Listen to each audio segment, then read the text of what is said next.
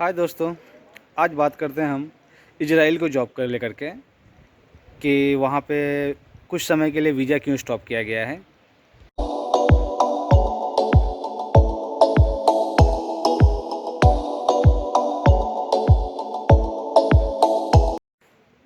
Hi friend, कुछ लोगों का सवाल है कि इजराइल में एग्रीकल्चर जॉब नहीं आ रहे हैं और कुछ कुछ जॉब को लेकर के वीज़ा कुछ टाइम के लिए स्टॉप किया हुआ है, उसका रीज़न पूछ रहे हैं। तो मैं दोस्तों आज मैं सीधे सीधे बात करना चाहता हूँ इस मामले में। देखो, होता क्या है, हर कंट्री का किसी न किसी चीज़ को लेकर के नाम अच्छा या बुरा ज़रूर होता है। और तो सबसे पहले उस चीज़ को समझना ज़रूरी होता है।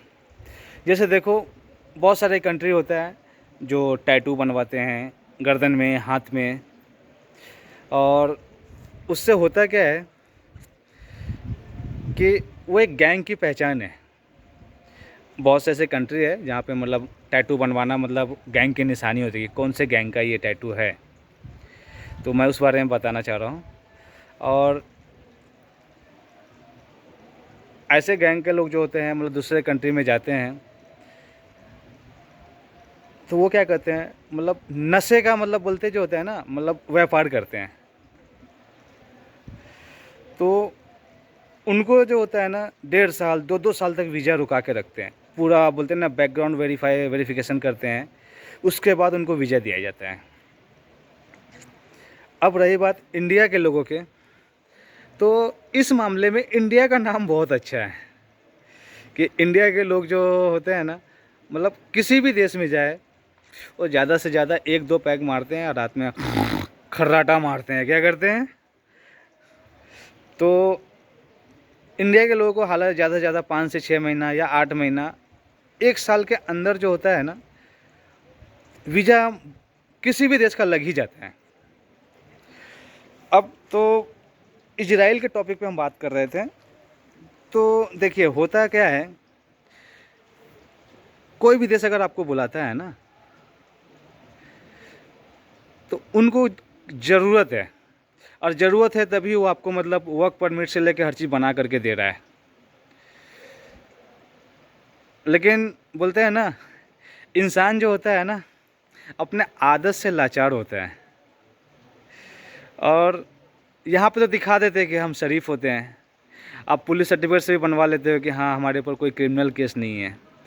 बट कुछ ऐसे आदमी का जो बोलते हैं प्रॉब्लम होता है, जो दिक्कत देने वाला होता है। तो ऐसा कुछ प्रॉब्लम आए हैं इजराइल के अंदर। जैसे एग्रीकल्चर में काम कर रहे थे कुछ लोग, उनको वीज़ा दिया गया, सब कुछ दिया गया, काम भी कर रहे थे बहुत अच्छे। हाँ, एक अपने इंडियन आदमी थे जो वहाँ पे उनका एक डेथ हो गया था इजराइल के अंदर। मेरे ख्याल से राजस्थान का था। अल्लाह उनको जन्नत दे। देखो, किसी का भी माँ बेटा जो होता है घर की जिम्मेदारी होती है वो संभालने वाला। अगर तो चलिए इस बारे में बात नहीं करते हैं, आगे की बात करते हैं। एग्रीकल्चर वीज़ा जो होता है इजराइल का, रोक दिया गया है, स्टॉप किया गया है। अब उसका रीज़न ये है कि इंडिया से लोग जाते हैं दिन भर काम करते हैं। अब जो आदमी 10,000, 15,000, 20,000 का महीना कमाने थे, अब उनको लाख, सवा लाख, 1.5 लाख रुपया मिलता है तो वो हवा में उड़ते हैं। तो क्या करते हैं, रात में जो बोलते हैं 1-2 पैक पीने वाले आदमी क्या करते हैं, खम्मा लेके बैठ जाते हैं। तो फुल खम्मा पीने के बाद क्या बोलते हैं मालूम है? इस एग्रीकल्चर का तो हम ही मालिक है, हम ही बॉस है। और रात में झगड़ा शुरू कर देते हैं। तो इसको लेकर के उन्होंने वीज़ा स्टॉप कर दिया गया है एग्रीकल्चर का। दूसरे चीज़ों का नहीं रोका गया है, बट एग्रीकल्चर का रोक दिया गया है। अगर यही हरकत रहा कि आप नशा करके बोलते हैं आनन फानन हरकत करोगे, तो एक टाइम होगा कि स्किल्स वीज़ा भी वो लोग बंद कर देंगे। समझ रहे हो? उनको आदमी की ज़रूरत वो कहीं से भी ले सकते हैं, और भी देश है गरीब लोग, वहाँ से भी बुला सकते हैं। ठीक है। आपको अगर बुला रहे हैं तो इसका मतलब ये थोड़ा ना कि आप फ़ायदा उठाएंगे वहाँ पे जा कर के। आप अपना मतलब ये रात में पी करके आनन बानन भें भाँ करेंगे, हल्ला करेंगे, झगड़ा करेंगे, नहीं चलता है ना।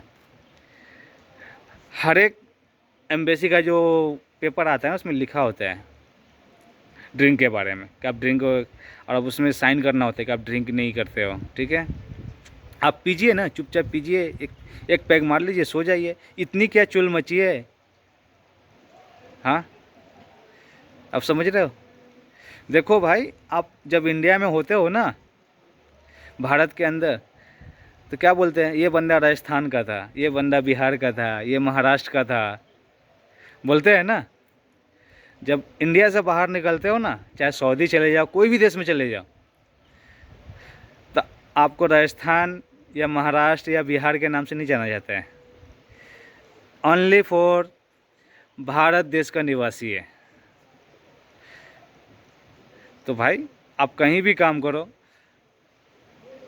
देश की जो गरिमा होती है ना, मान सम्मान, वो बना करके रखिए। थोड़ा सा दारू के लिए जो होता है ना, पी करके उद्यम मचाते हो, खुद तो मतलब वो बोलते हो ना, बेइज्जत तो हुए ही हो।